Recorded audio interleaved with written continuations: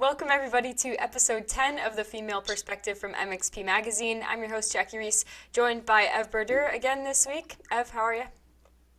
I'm doing good, thank you. Good. Uh, we're, we're recapping Detroit Supercross today. We were just kind of discussing like quiet night, and then out of nowhere, the 450 main was absolute chaos. So Yeah. I kind of want to start with the track itself. By the time that we got to that 450 main, it really seemed like it was survival for some of the best riders in the entire world.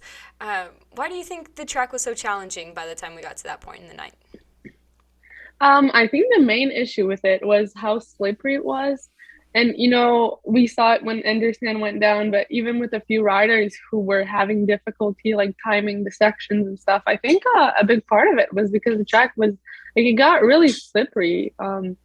And it was like, it was a very difficult track and tight track. So it had slippery on a track where you need all the traction you can get. It's not a good match. Mm-hmm. Yeah, I was listening to an interview. I think it was Freeze talking about the soil, and he was like, "Yeah, there was like dirt. There were glass and metal pieces in the dirt. Like just this like really bizarre soil that was new to the stadium this year than years past. So I think that was definitely what was most different and hmm most challenging for the riders coming into Detroit this year. Yeah, for sure. It was yeah, it was really weird and I think it's not a type of dirt that they maybe get to see really often too, so it just adds up to that whole like difficulty of it. Mhm. So Guillaume St. Cyr decided to move up to the 450 class on his 250. Made the night show pretty easily because there were not as many people trying to qualify for the night show. Had a hmm 14th in the heat and the 15th in the LCQ, which I think is pretty impressive and pretty awesome. And overall, trending in the right direction for him with that big decision to move to the 450 class. Yeah, for sure. It was really surprising. I was just talking about it with my dad yesterday, and we were like, he got really good starts. Like on the in the LCQ, he was right up there, and he was on a 250, and we were like, it's almost surprising because you wouldn't expect him like, and if there was one place on the track where you wouldn't expect the 250 to do really good with the 450s, it'd be on the start. So I guess it shows that the start is so short that the size of the bike doesn't really matter, but yeah, he did super good. He seemed to struggle a bit more in the LCQ, but it's all like a learning curve still for him. And it just, the important thing at this point is to get track time. So if doing the 450 class makes it easier for him to get into the night show and get that track time, then that's the best idea I've had. Mm-hmm. Yeah, and I believe the payout is better just for the night show alone in the 450 class also. So, that never hurts anybody's chances of Yeah, continuing to go on in Supercross. yeah, for sure. When you're a privateer, any money you can make helps you because it gives you the opportunity to do more races. So definitely, I think it was a smart move, and we'll see if he does it again or if it's just like a one-time thing. But it worked well. Mhm. Yeah, I agree. It would be cool to see him continue in that trending hmm direction upward. Uh, Speaking of trending upward, Tanner Ward also qualified 34th, 11th in the heat. He was ninth for a while, which I was so excited to see him up in a qualifying Yeah. position. Unfortunately, fell back a couple spots and then got sixth in the LCQ. But either way, making steps forward and getting closer to putting it into the main each week for Tanner. Yeah, for sure. I can't imagine how nerve-wracking must have been. In the heat race, but also in the LCQ, he was so close. Like he was in sixth the whole time, which is, it's you're so close yet a little too far still. So it must have been really hard, and you want to push and get back there, and make it into the main, but it's just you don't want to make mistakes also. So it must have been really like frustrating, but also very encouraging to know that he's getting that much closer to actually making it to the final show. Hmm. Yeah, and hopefully unfortunately there are injuries in both the 250 and 450 classes, but hopefully that will help propel him have a little bit more confidence, knowing that some of the guys may be off their game a little bit. But I, like we were talking about with Guillaume, I think just that track time for Tanner was what's really making the difference, and he's getting better every week. Yeah, for sure. It makes all the difference. Like So, it's really, yeah.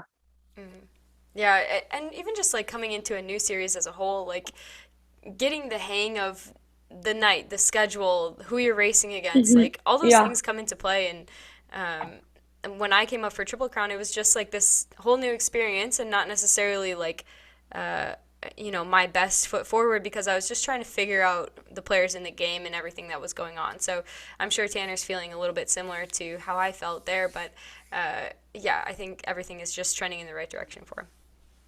Yeah, for sure. He's making great strides, and I don't think it's gonna stop anytime soon.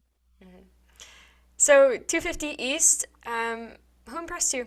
We were talking earlier. It was kind of a quiet night, even in the 250 main. But who stood out to you in 250 East?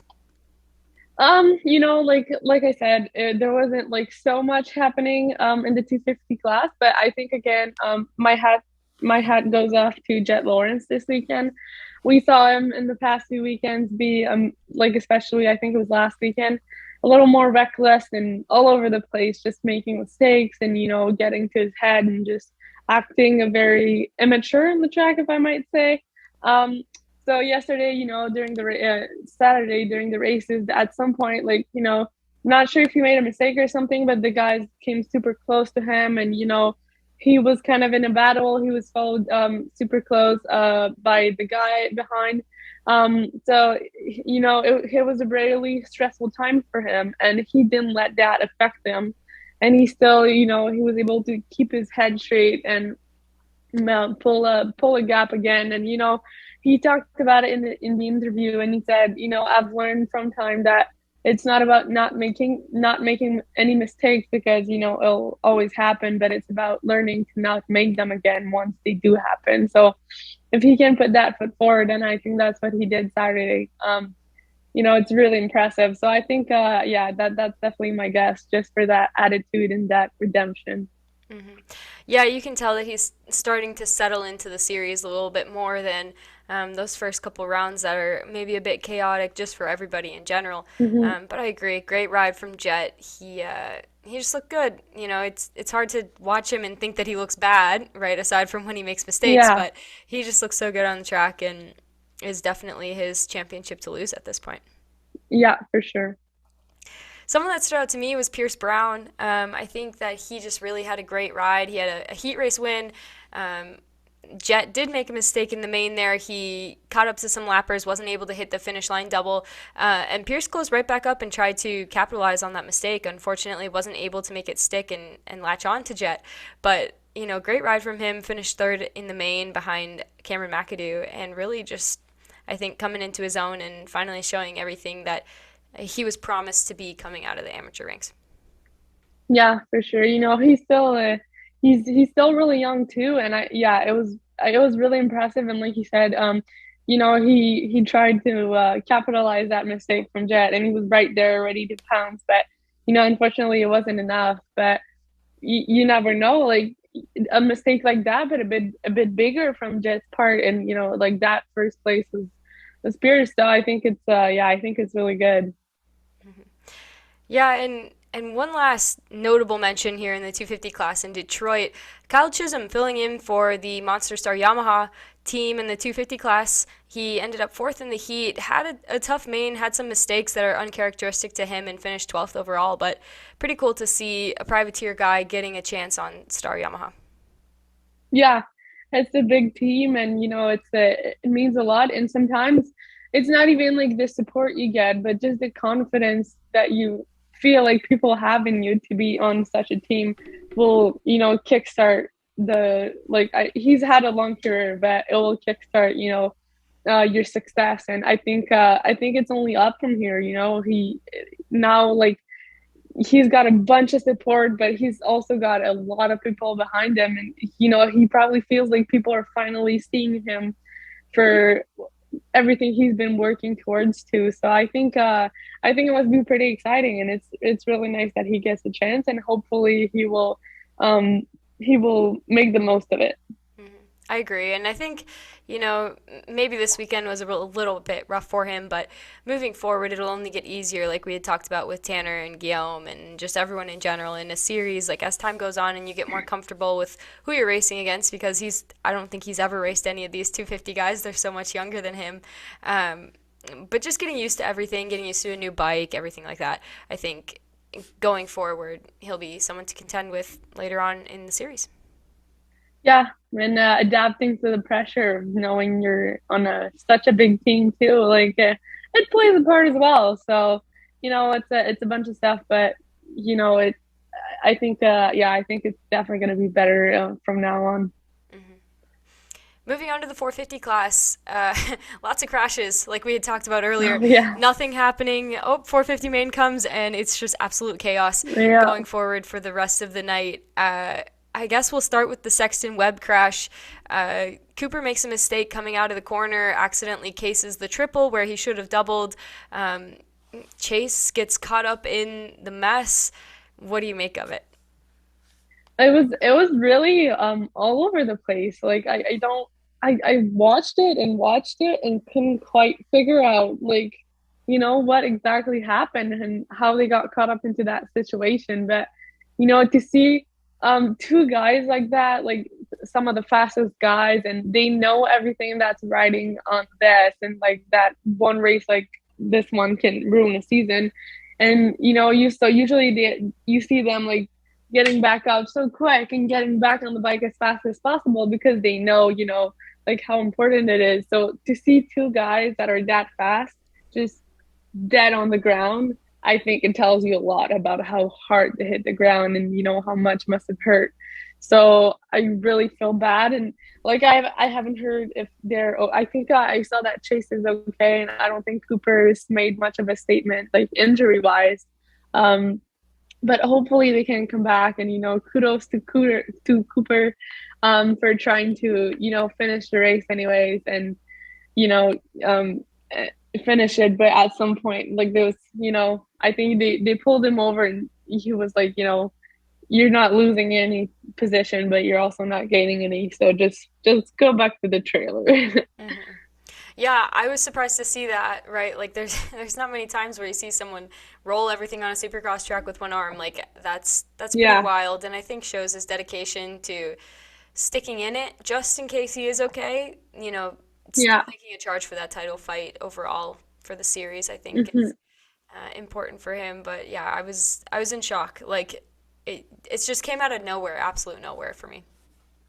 Yeah, and it was kind of a tricky situation because I don't feel like it was a dumb mistake on Cooper's part per se, but he tried to get around the lapper, and he was trying not like he was in between the lapper and Chase, and trying to find a good line, and sometimes it's too much too fast, and it's a second decision, and it ends up like this. And I think that's kind of what it was. Like he reacted in the best way he thought he could, and unfortunately like it was not like ideal, and it just ended in such a bad crash. Hmm. Yeah, and I hope they both race this weekend. It would be a shame Yeah. to lose two guys like that. And in addition to our next victim of the evening, Jason Anderson, uh, I guess we'll move on to his crash. That just seems like, that weird topsoil just slid out, but probably took the impact directly with his head. Yeah. Tried to continue to ride, just fell over, knew he wasn't okay. Horrible end to the night for him. Yeah, it was quite weird. Especially because for the longest time we could not see like we couldn't see like the crash itself. We saw like how it ended, but it was like we didn't see what really happened, and then we saw it, and I was like, okay, well, he dipped over, like it wasn't like a huge crash like Cooper and Sexton had. It was just he just kind of slid out, and but at the speed they coming at, it doesn't take that much for his head. But you could see like when he got back up, it was so slow, and like he started back on the bike, it was so wobbly, and the fact that he couldn't do one straight away tells you that he hit his head pretty hard. Hmm. Like Yeah. he just knew at that moment it was over. Like you could see as soon as he fell again, he just started taking his helmet off. He was like, "I'm done." Hmm. Which is good, right? I'm glad that he didn't try to Yeah, continue again. yeah, But man, what a night to lose three heavy hitters. We also, Dylan Ferrandis came off the track with some sort of crash or injury. yeah. I'm not sure what happened on that one. I don't either. I don't think they ever really showed it, but Yeah. four of the top 10-ish guys going Mm, out. I mean, it made for a lot of people's best finishes of the year, maybe of their career for a lot of privateers. So I guess that was good in bright side of a bad situation here. But yeah, overall, just absolute chaos for the 450 class, the best supercross riders in the world. yeah. And it was so surprising because the first part of the race, there was a bunch of battles. Like I remember at some point they had the two screens and like I think it was Anderson and Eli in one and then Barsha and um Stewart in the other one. And I was trying to look both at the same time as they were both passing. And I was like, who do I look? Like, where do I look? Like, the guys were passing at the top and then they were passing at the bottom and just battling. So it was super interesting and it was fun to see a bunch of races, a bunch of battles like this. So it really sucked to see it in that way. But my highlight of this race goes to Malcolm Stewart because he was battling with Justin Barsha, and he went off the track and he got passed by a few guys, and then he tried to get back on. I think he got passed by Webb and Barsha, if I remember correctly. And then he got back on the track and he had to take his time and not pass everyone. And I was like, man, that sucks. Like he was doing so good and now he's so far back. And then you give that guy one straight away and pass them both like they were stopped. And I was like, how? Like they've been pushing you for laps and you've been trying your best to hold them back. And then how all of a sudden in one straightaway you pass them both back like they're stopped, and it just blew my mind. And I was like, man, that was cool. Like I was in school earlier all alone and I was like, damn, like out loud I was like, wow. I mean, it is impressive, right? Like, just Yeah. that knowing that he has that speed in him, but he doesn't always show it, which Hmm. might be good, right? Might be for his own safety, his own longevity in the series. But yeah, I was impressed by that move too. It was pretty wild to watch that. Yeah, it was surprising, I think, most of all. Well, I think he's kind of been building a little bit here, like each weekend getting better and better. And when he's avoided trouble, he's been really good. Someone else that has Yeah. been able to avoid trouble is Eli Tomac, which is, I don't know how he stays out of all of this mess, but he's just able to avoid it all and put in solid results, put in wins, and now has a 42-point lead in the series, which is Yeah. huge. Yeah. Yeah, it's for sure. It's just, like I don't even know how to qualify it, but it's just he's always there. He's the most consistent, you Mhm. know.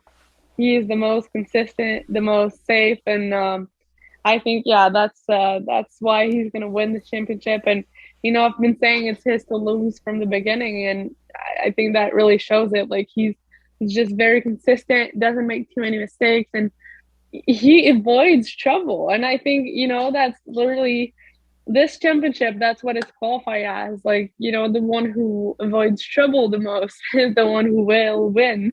And so far, it's Eli Tomac. Mhm. And that's not to discount his speed because he looks absolutely, blazing Yeah, fast as well. And so yeah, it's pretty impressive that he's able to combine both the speed and the consistency. And like you said, it's his championship to lose at this point. He is, almost yeah. two races ahead of everybody else in the points, which is Yeah. a great buffer to have. Yeah, because you think of like motocross and you're like, oh, 42 points. That's not even like a full day. But then you think of the fact that it's supercross and the points were different. So yeah, it's almost 2 weekends. And for a guy like that, it's definitely a lot. Yeah. Um, do you think anyone will be able to challenge him for it? We mentioned earlier that Cooper really tried to maybe stick in the race in order to save his long-term goals in the series.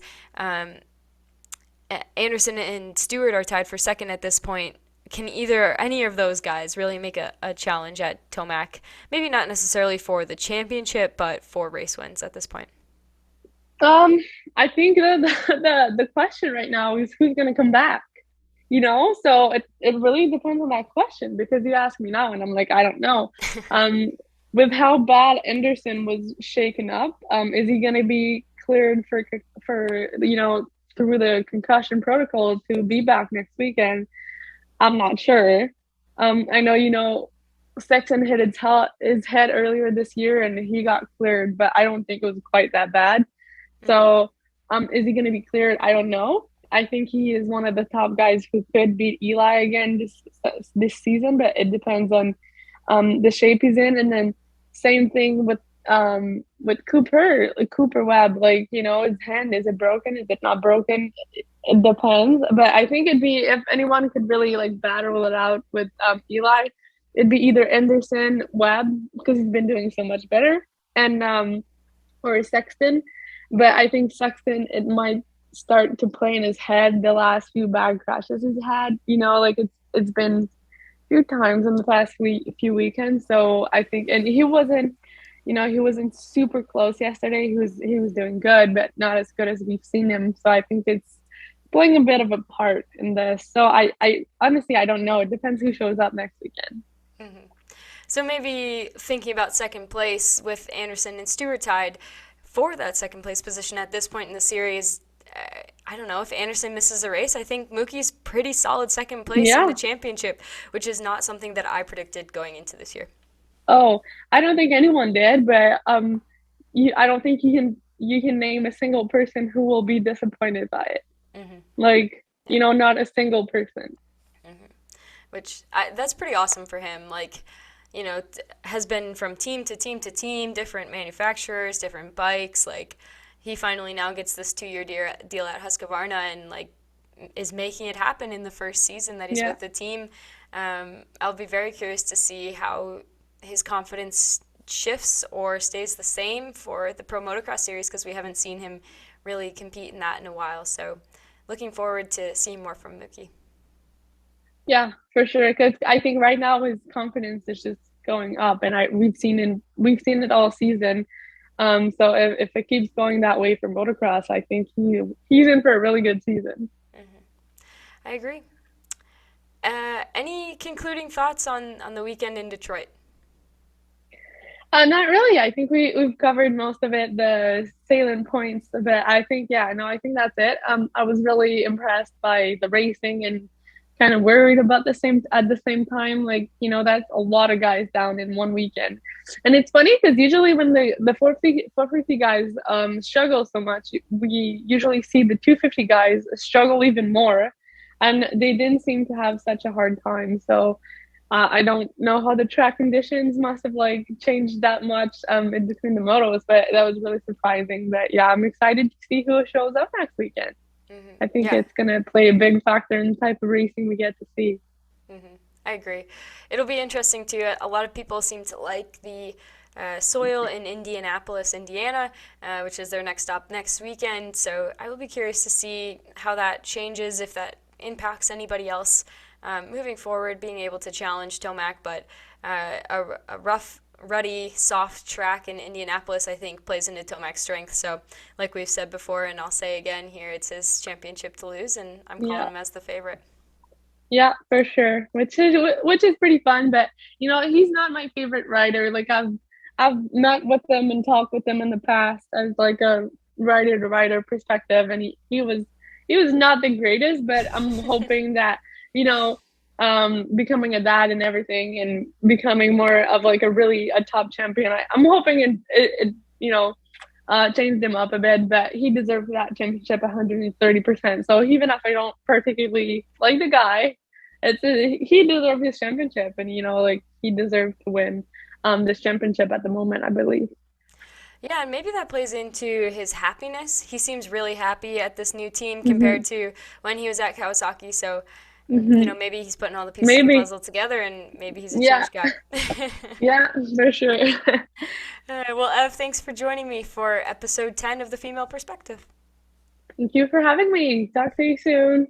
Talk to you soon. And thanks everybody else for joining us. We'll see you next week.